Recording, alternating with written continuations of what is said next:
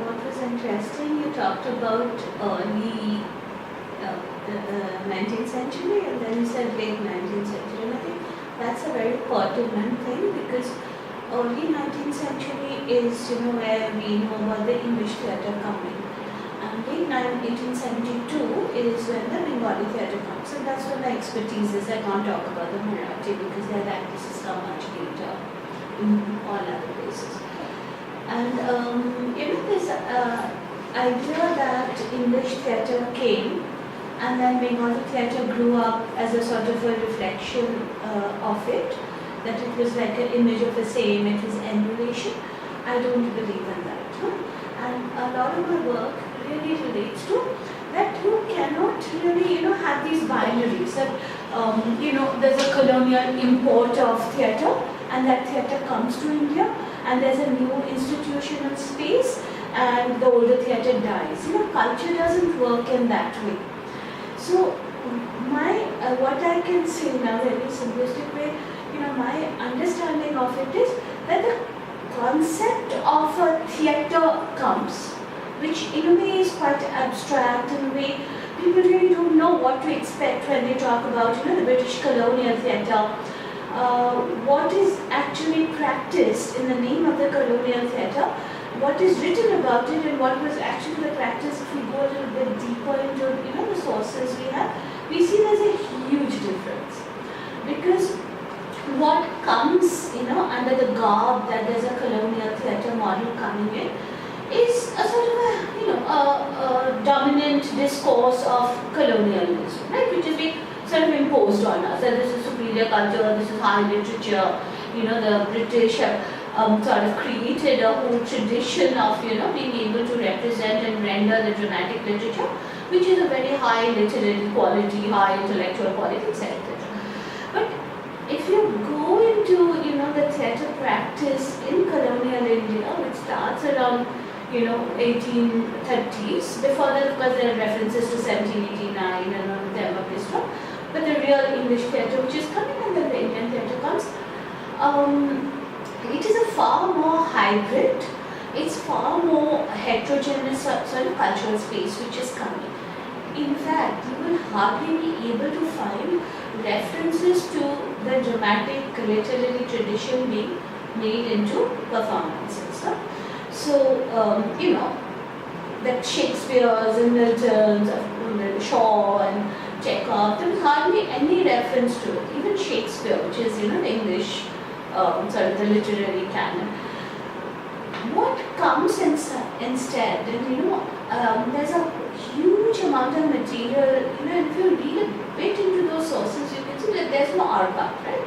So you have to go and find it, but these are even evident in the obvious sources like, the English newspapers in India, that it's a very large heterogeneous space of a wide range of performative cultural practices. Starting with, the popular melodrama, moving on to, variety programs, farces, skits, and also what, is my sort of engagement and what I'll be, where I position my hypothesis is that it was a lot of burlesque. So, but because the English were writing their own cultural histories, they would never obviously talk about these, right? And there was plus this is what we are reading in the newspapers and the sources which we have. And we assume this is a legitimate cultural practice. And then any legitimate cultural practice always has a larger heterogeneous field of illegitimate cultural practices. So it's a very heterogeneous cultural space. So that's my position. That the actress, dancer, performer surfaced as the key figure that challenged the simple historical narratives. Despite her position being ambivalent in the dominant discourse, as you have mentioned in your work, what roles did the actress, dancer, performer play in shaping the colonial and subsequently the nation's culture? Yeah, because again, if you look at this heterogeneity of the culture, and that the English theatre is not that literary canon, and then when Indian theatre takes off. In fact, the Indian theatre, during the nationalist phase, nationalist movement, which is very soon after it is founded, has a lot of, dramatic texts coming out, which sort of captures this, the nationalist discourse, the nationalist ideology and things like that. So this is a very different space which we're talking about. And here, I would say it's more like a methodological entry point. If we don't look at it through a history of the dramatic literature, which generally people do, because that's what the English want us to do, to look at it through Shakespeare, Shaw, Chekhov, Ibsen, and the European literature. It is. Then what do we look at? The architecture, the proscenium, as you mentioned. Yeah, you can study it through the proscenium, and you'll see they resemble. If nothing else, the architecture, these prosceniums resemble the British and the English architecture system. But if you look at the actual performance, which in a way is also, problematic to historians, because performance is not recorded, right? So that archive is shaky. And that's why they're reluctant to venture into these areas.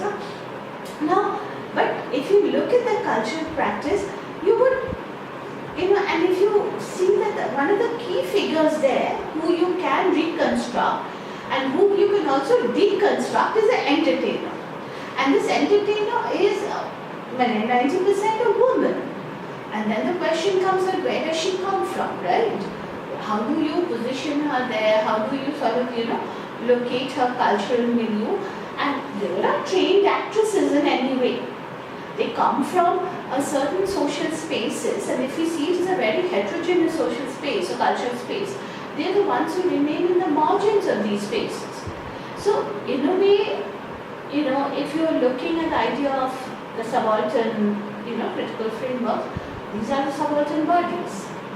And even within the actresses, there are huge hierarchies. Then you have the star legitimate actress. In English theatre, as the rich in Bengali theatre, Deviya Tarashadu. Then you have a whole lot of other actresses who also played those roles with a lot of box office commercial success. But they didn't succeed through their stardom or personal investment in their stardom to really, come across as somebody who could, become an important social figure, which as a, through the gender interpretation, we can say somebody who's allowed to desexualize themselves. And then your question is, a person who on stage can symbolically represent a nation. For that you need certain qualities, certain criteria, which these actresses, of course, never had it. So if you reverse the way of looking at them and don't take it as a face value, but with real historical material, you can reconstruct important, figures who, through theatre career, has established themselves and may not be, a subaltern anymore because of their social, the stardom allows a certain social and cultural and even economic elevation. Then, but she's also a key figure to trace back into a history of the actresses on the entertainer who we cannot find any records of. So, how did the actresses embody stereotypes and the patriarchal hegemonic system, both on stage and off stage, thus feeding into the network of the Oriental cultural production? See, that is already given, and that's what I'm saying we have to challenge. For example, the histories which have been written, both English, local people who are writing about the local culture, as well as the Indians or people who are writing about popular culture, and they are not historians like Raghunath Sharkar or Kalkumar Moitro or who are writing about the kings and the monarchs and emperors. They are really people writing about the popular culture, very anecdotal history and all that. And this idea that these actresses are pure, they do everything right, and as soon as you go beyond, they will look at the them as not coming from where they come, the sort of a heterogeneity, that the marginal spaces remain. So if they were marginals, even though we know of their names and their histories have been written, then who are in the real margins? Because the historiography of the women's actress stars are also very few. And you can assume for every actress star there would be at least 30 other people who are acting and performing on stage at various, certain sort of variety programs and cultural manifestation, whose history we will never know. So it's a multi-layered, but once we open up that heterogeneous space, we can assume that there are a lot of these, actresses, entertainers who we can sort of take up. Now, what was the question just now? Yes, on the how did these actresses, they embody the stereotypes, like even when on stage stereotypes. And Orientalism. Yeah, and the Orientalism. Yeah, so they do sort of embody the stereotype. One is, of course, the dramatic text is telling you. When Bishnupriya, the actress, the star actress, sort of does Chaitanya, we know she has desexualized herself completely. Now, as an actress who functions in a commercial professional setup, she could not afford to desexualize herself. If she does, it is dangerous for her own economic prospects.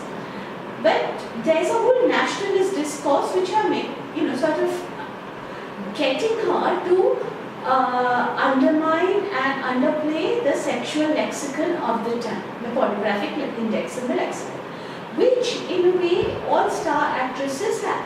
So if the stereotype is that purity, desexualization, then if we look at the sexual lexicon of the period, we can sort of deconstruct them quite a bit and try to understand that how you play in those double roles.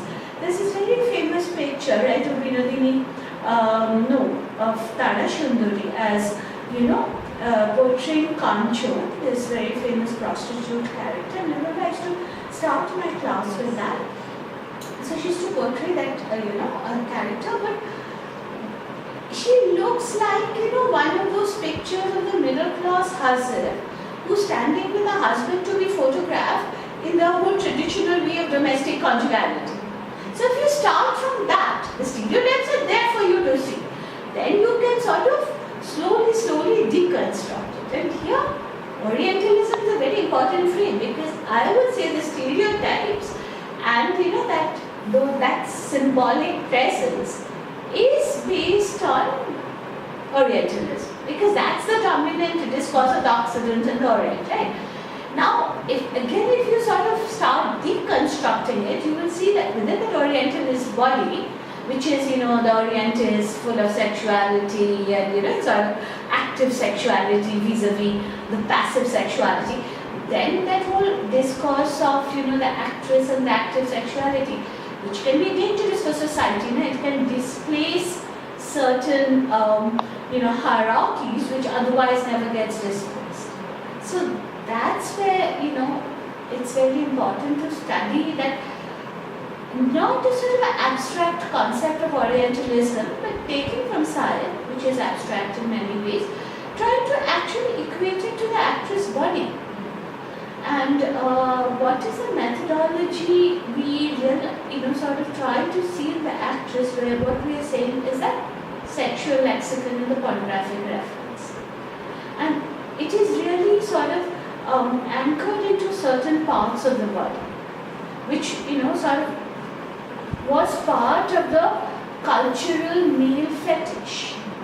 Now, it is very difficult for us now to try and go back and understand that, but for the male audience of the time, it was very clear what they've come to see, what they've come to be entertained with, what they've come to enjoy. So who are they going to look at, which, part of the body they're going to look at. All this is very clearly laid out. Bengali popular theatre of the... Oh, just can I add something? And I think Orientalism, in that sense, is also related to the idea of, Victorian Puritanism. So, Orientalism, this, embodying a sort of a cultural locale, then gets layered within to hide the sexual lexicon or the pornographic references. They get layered within the certain ideas of Orientalism. So that's, I think, is a very important methodology for theatre studies, or to understand this actress culture, to actually understand what we're talking about Orientalism, how that gets translated into actual actress bodies or real human bodies. Because in nowhere else in literature, anywhere, they will remain in the domain of the abstract. It's only in the real actresses that we can, see those connections being played out. So those are very important to understand, the sort of the heterogeneity of this culture. So even though they're part of the nationalist discourse, there's not, how much can you control a real body? So Girish Chandra Ghosh, his mentor, who's part of this whole nationalist discourse, will try to control. But as an actress, because of the economic, considerations, even he is restrained. He is limited.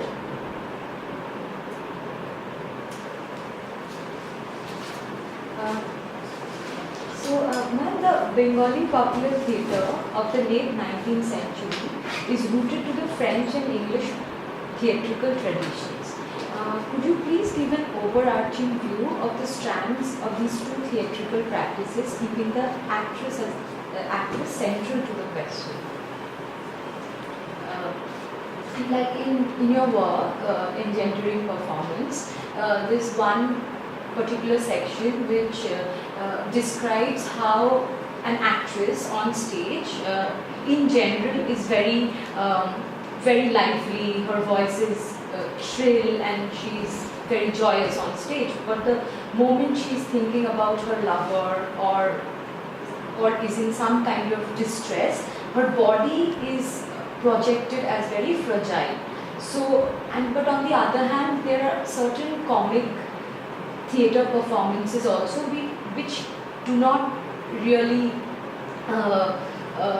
put the actress on the platform as fragile body, like someone who is representing a fragile body. So in that context, how can we kind of differentiate the English and the French theatrical traditions that has existed?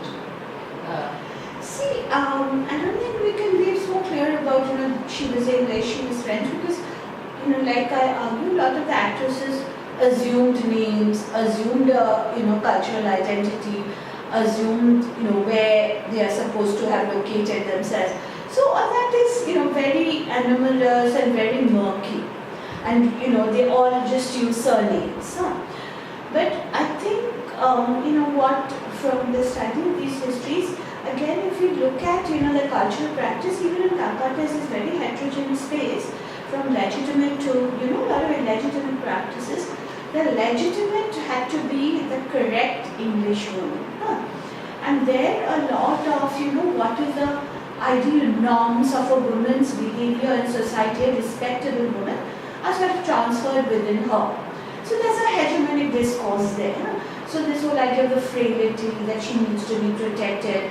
At the same time, she's Mother Britannica, so she has to have certain contours of her body. Then, the whole sort of farces and melodramas, which was a fair, then you need a different sort. So all that is being played out, right? And then I think even within the Bengali theatre, you have these layers. So you would see the star actresses, the photograph, which are circulating. And if you notice, which is very important, I've just been looking at them now, the English professional actresses, have you ever seen a photograph? No, because it's absolutely missing.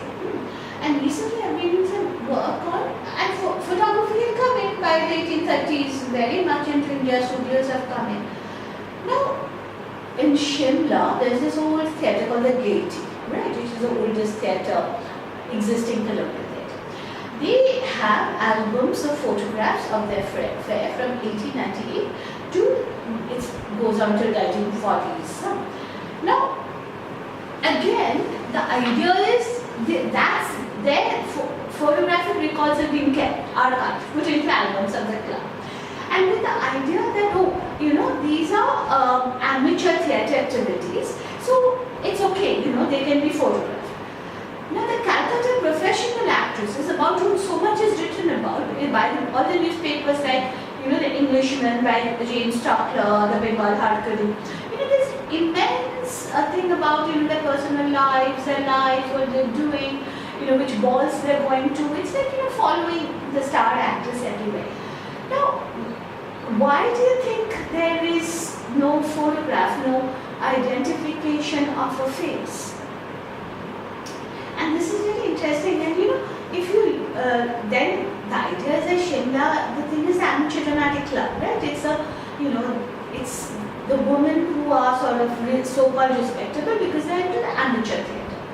Again, if you look into the history a bit, it's a same genre. You will not be able to understand. The histories we read about the Calcutta theatre, the melodramas, the farces, they're completely repeated in that Shimla albums and Shimla theatre. And these very white, pristine women sitting there in white clothes, looking very, and sometimes you will see the name of the male and the female together. Now, again, if you ask a question, and if you go back to Ramajit Guha's famous essay about the English clubs in India, it's a very homosocial space. That his whole idea that the Englishman was suffering from this sense of loss of home because of the exilic conditions. And that's why they were really not part of the whole colonial dominance or colonial sort of hegemony. That there was no real concept that even these men didn't know where to place themselves. And Ranajit Guha looks at George Orwell, the so-called, the radical left and then the anti-left sort of intellectual.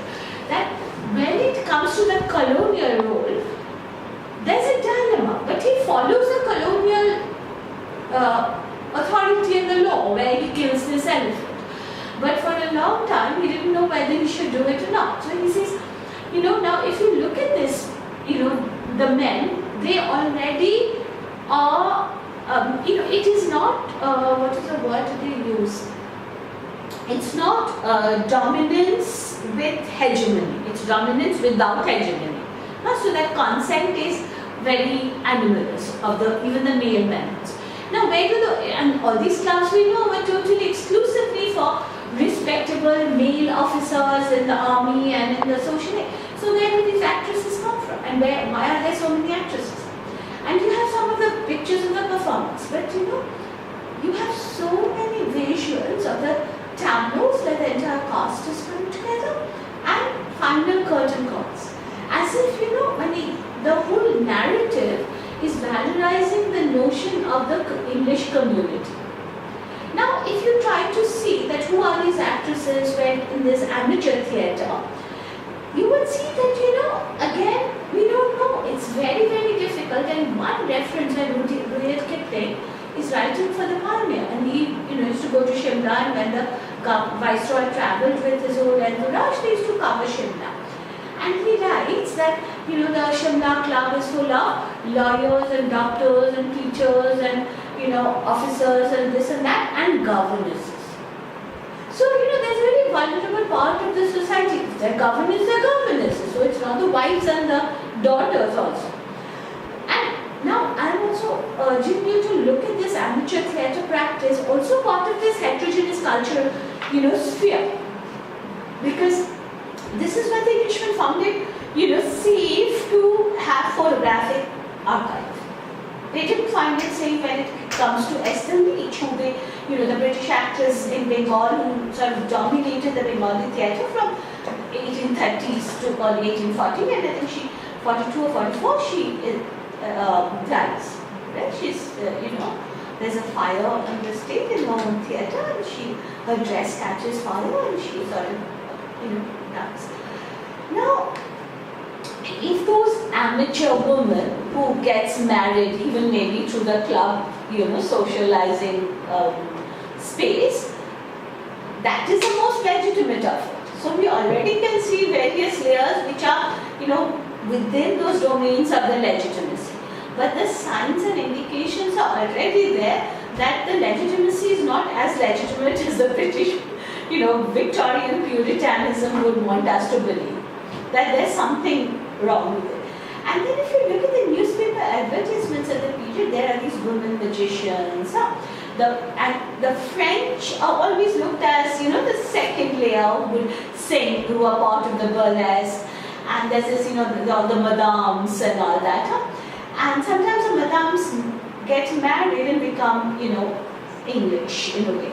But this whole madame culture can also be associated with this, the French idea of a continental sexuality. Because France has gone through the crises of the French Revolution, which the English theatre has not. English, see, it has a long European history, right? A part of British Puritanism comes from trying of a self-fashioning that we do not want to associate with the French aristocracy or even the British aristocracy, who Victor Hugo had called self-delance and venereal diseases. And one of the important sort of reason for the decline of the old aristocracy or the ancient regimes was seen as, their closeness to the public women, actresses, mistresses, prostitutes and all that. So there's that whole range of it. So now when the British are ruling India and they're sort of promoting a cultural practice, they would also play these cultural politics, and the more you're outside these, legitimate performance spaces, the more vulnerable you are into that, in the social sort of domain. So the fact that you have become a madame is sort of, imposed. I think that is an imposition. Ma'am, the next question is melodrama accelerated as the dominant form on the Bengali theatre stage during the 19th century. How has this theatrical form acted as a defining bend in the politics of Bangla theatre? I don't know, how are you defining melodrama? Yeah, like melodrama is a form. In a European genre of melodrama? Yes. See, if my earlier argument goes that, if we assume that India had a strong performance culture, it didn't have a theatrical culture, right? So when, in the name of theatrical culture, some of the cultural, fairs are transported into the colonies, the argument which I generally make to India is that it's not possible to structurally change another society and impose another completely cultural package like a theatre. That this is what you have to see. You can't do that. Culture doesn't work that way. You take some, you don't take some. I think with melodrama that also happened. The European melodrama being transported here, I don't think happened, because even when the popular melodrama fairs are being played in the English theatre like Bulwer Lytton and all, we don't know what its influence was on the Indian theatre. And I don't like a history of cause and impact, and I think that's very problematic. So, and that ideal husband and things like that, which was Esther Leach's fair, they would also never play the melodrama fully. They would only do scenes from certain scenes of the melodrama, like a more variety program. Then the question is, do the melodrama structures still exist? Now coming to the Indian theatre repertoire, I haven't really sort of thought of the dramatic structures as such, but I would not say that it is the pure melodramatic form of the European popular culture, because structurally Girish and all were also quite conscious of, say, the Shakespearean dramatic structures.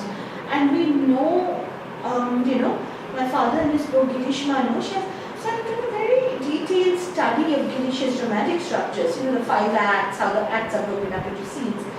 Now, can we call those melodramas? I don't know, because they really follow, a proper, very, sort of high literary dramatic structures in many ways.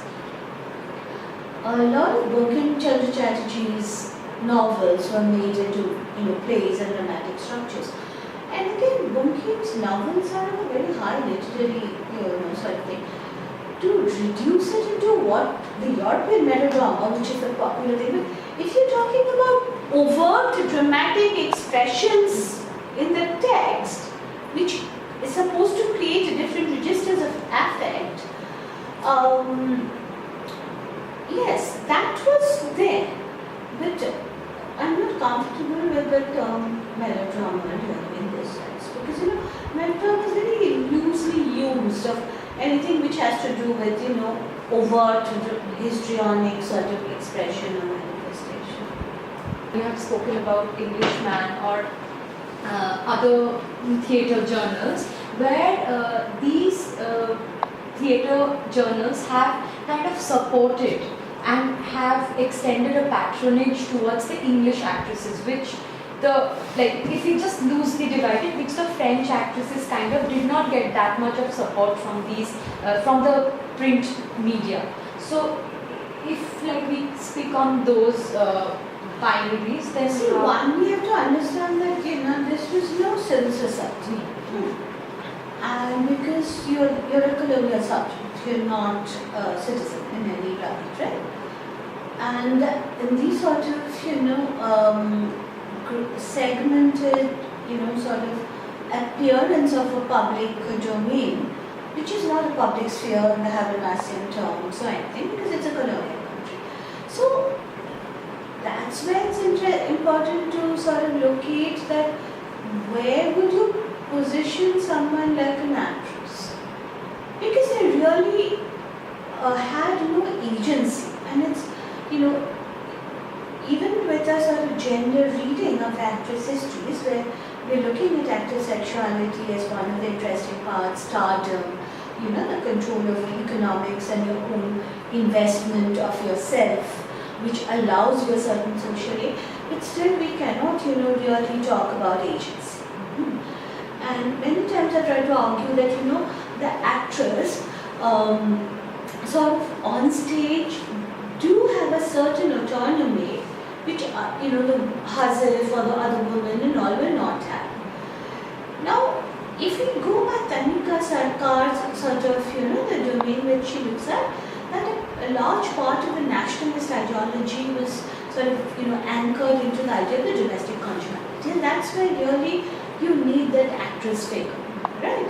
The pure actress, to sort of embody that, the ideal woman, because in her interpretation, then the domestic conjugality is this relationship between the man and the wife, the husband and the wife, and sort of based on love and affection and a full, sort of subservience of the woman to the man, but it's dominated by love and relationship, and that register, which is supposed to be a contrast to the between the colonial master and the native. Right? That's where she positions, and she says, this sort of the domestic conjugality within a Hindu framework, this embryonic nation of the Hindu embryonic nation is sort of developed by no less than Bishnupriya Dutt. So this is where she really sort of looks at anything. Now, if I take that into the domain of theatre, this is where you need the actress, because you can't have plays and dramatic renditions and dramatic presentations and representations of domestic conjugality in the public domain by neglecting or marginalizing the theatre. It's your most legitimate cultural institution, and there you need the woman to play the domestic conjugality. And there's this whole thing about how does the audience accept these actresses as that symbolic domestic conjugality character, because then you have to have this very respectable, very pure sort of thing. But everybody who comes to the theatre knows that the actress is not. They know where she's coming from. Now here I think the newspapers, both in the English newspapers, because they had a role to show the woman as this ideal Victorian woman within a colonial society, a Puritan woman. The Indian newspapers even more, because initially after the first phase when they get the actors from the red light area, we see that this debate has died down. by early 20th century, we don't hear about, those big debates about why have they brought the prostitute onto the stage. Keshav Chandra Sen's that very dramatic thing about, this bosom, the woman, So all that has gone, that rhetoric. And Bankim Chandra Chatterjee came to the theatre and saw Binodini and said that, if anybody has been able to realize, in reality, my monorama, you have. So that, and if you take Bankim as not an important journalist who also writes about his experience in the cultural domain, an audience of the theatre, we also know Tagore's sort of engagement with the actors of the theatre and the whole family histories. So, it's not only, I think, journalism, but I think all, the whole literary practice, which is sort of placed higher than journalistic or theatrical practice in the public domain. And within the colonial society, it has a lot of weightage, right? It sort of plays onto this domestic conjugality issue and creates a dominant discourse which sort of accepts actress, but in that acceptance there's also a very strong negotiation of then what I can do and what I cannot do. But all this again gets disrupted through the methodological way that, as a star, a lot of people also come to see her because, they desire her. And this whole important to also play onto this actress's entertainer, her desirable, myth. So it is very, very crucial to, play onto that thing. So how do you do this? This balance is always there. And that's what makes theatre history so rich. Because it will be there. And it takes a certain eye and a perception to look at the sources and the archival material which still exists, and then find this constant sort of a dialectical relationship between them. Because again, very interesting is they're talking about domestic conjugality. They're valorizing Binodinis and Tarashanduris for being such ideal actors and women. But if you look at the short stories, the popular narratives, popular stories, the pen press literature, there the triadic relationship between the husband and the wife is always tested by the actress. One of my favorite, sort of whole episode is Amar Dutt's story. And Amar Dutt is another big person, who's a person who invests money in the theatre. He's the man with the money. And he has a very successful repertoire, and he sort of runs a lot of the theatre and also the theatre journals. And his mistress was Tarashoda. And there's a time when he goes to court because he's under huge debts. Some theatre always, sort of impoverishes the rich man, and so he's brought to court by his, people who he owes money to. And when they're making the accusations against him and holding him to ransom, they also say that, you keep a mistress. So he says, yes, I have to, because she's an actress. She's not a prostitute. I've brought her out from those areas. I've trained her as an actress with the skills, and she doesn't have a social life because the respectable society doesn't acknowledge or accept her. Neither can she go back into the social milieu from which she comes. So it's not, if I now do not look after her and keep her as my mistress, some other rich man who sees her on stage and will be completely taken in by the desire will take her and make her into his mistress. So where do you position that person? So that's why it's a bit much. And at the same time, he's writing this serial in the matrimony concept, and he's the person who's sort of the sponsor of the entire journey. And there, it talks about this rich man's son comes in, who keeps the actress as a mistress. The actress, he's enamored by the actress. The actress also loves him, and half the novel is all about the love between the actress and the man.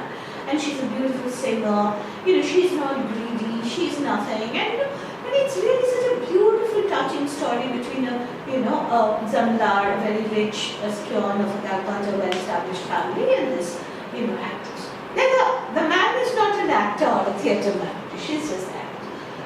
Exactly from the middle of the story, you almost think you're reading another novel. There suddenly he sort of realizes how good his wife is, and how she's sort of suffering because he's with this actress, and how she's withering away and all that, and of course she would die, and then and this actress also starts becoming more and more greedy. She is trying to take away all his money. She falls into bad company. So you can almost see another complete story that contrasts between the actress, but it's so incongruous the way it has been developed.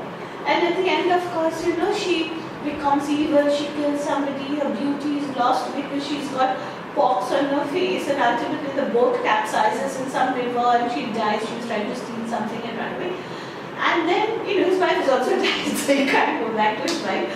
So the poor guy, when he's of course a hero of his own novel, he's so heartbroken and all that, and he sort of sees hallucination of Kali, the goddess Kali, and sort of becomes a bhakt and goes away to the Ramakrishna ashram. So, but and there are a lot of these stories that try like relation. Very rarely is there a story where the actress and the man marry. So you can see these, where the actress is sort of vilified, while at the same time, the stories of the actresses, particularly stories about the English actresses, are sort of, how good they are, how respectable they are, how they maintain their big figure and their beauty, etc., etc.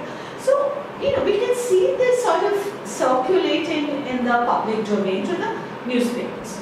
But the literary, giants and the people who are constructing the literature are also very strongly interwoven with this theatre culture. They call this writing drama. It's just that, till Shishi Bhaduri renders a lot of the Tagore plays onto the stage, right?